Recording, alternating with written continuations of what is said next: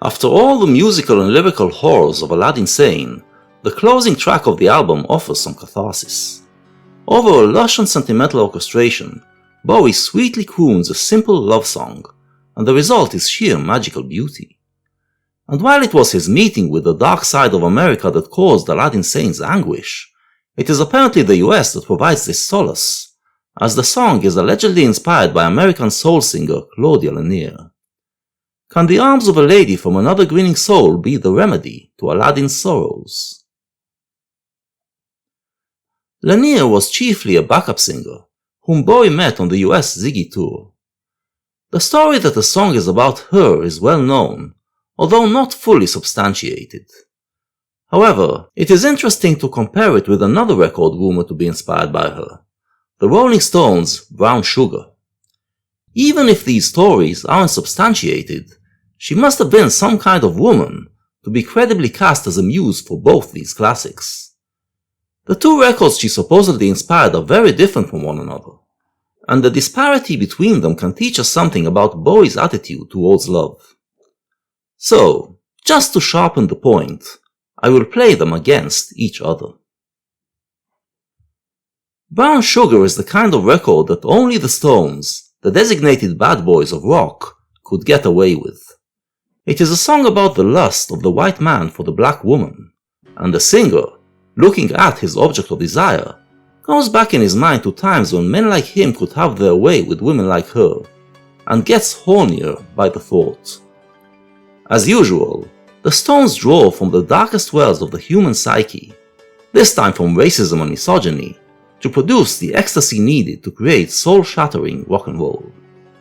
The main sentiment here is domination, and the pleasure derived from it. Bowie's sentiments are very different.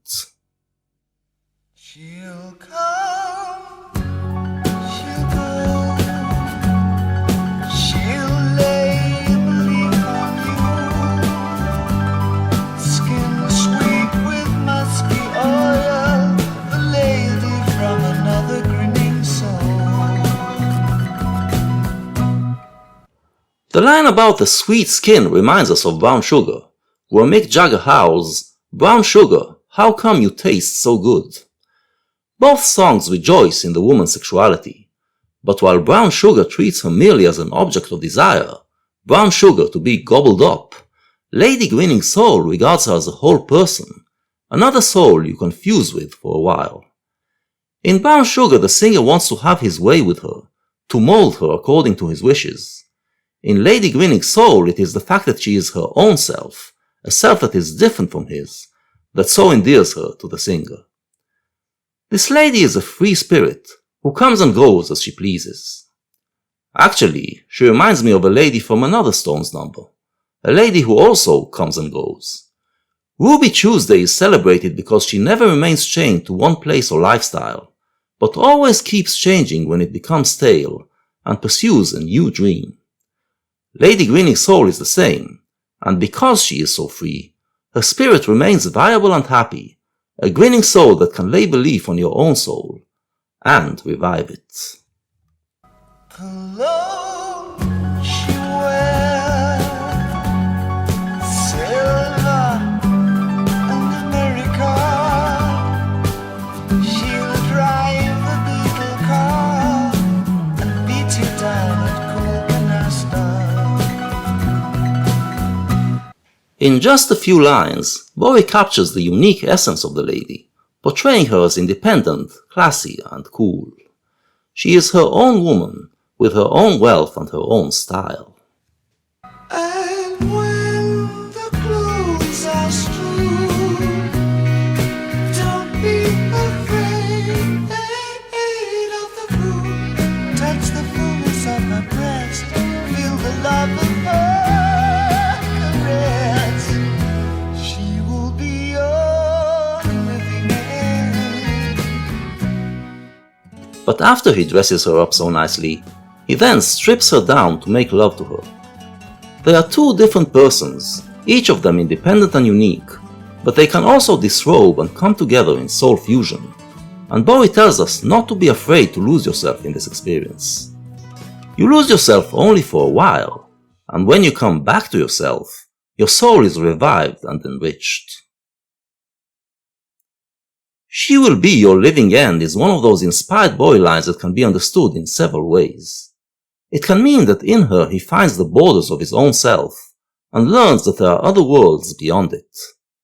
Or it can be end in the sense of death, meaning that in her arms he dies, loses his own self for a while, but then comes back to life. And end can also mean goal, making her the thing in which he finds completion. She'll come, she'll go. She'll lay belief on you, but she won't stake her life on you. How can life become the point of view? But this bliss can last only for a while, because this lady, being the free spirit that she is, moves on and leaves him behind.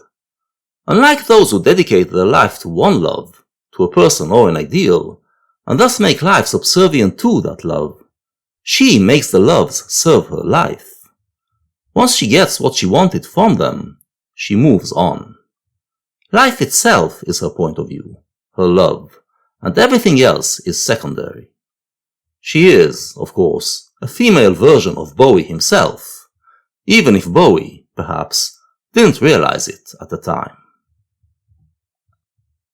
I would suggest that the lady is a muse. She's the muse who comes to Bowie whenever his life reaches a dead end and lays a new belief on him, allowing him to recreate and revive himself. She brings to mind another lady, Lady Stardust.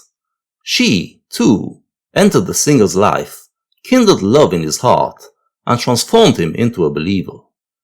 But the hero of Lady Stardust knew only half of the story. The tale of the Ziggy Stardust album is of people who follow their newfound faith to the end, believing it would bring them eternal happiness, and falling hard as a result. Aladdin Sane, a post-Ziggy character, is more aware. He knows that love is fleeting, and the belief that the lady bestows on him can bring happiness only temporarily. The utopian belief that we can create a world of eternal love is false, and Aladdin documented the cracking up of the 60s dream.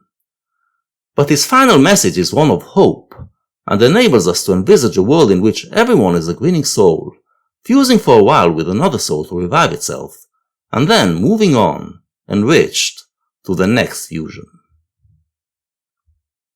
If we go back to our initial comparison, we would say that for the Rolling Stones, the black woman represented the dream of wilder sex, while for Bowie, the unexplored land that she represented was centered in her black soul. And a year and a half later, it would indeed be the fusion with Black Soul that would revive him once again, and set him on a new path. Ultimately, David Bowie ended up being the lady from Another Grinning Soul, and his soul keeps shining, laying belief on souls all over the world.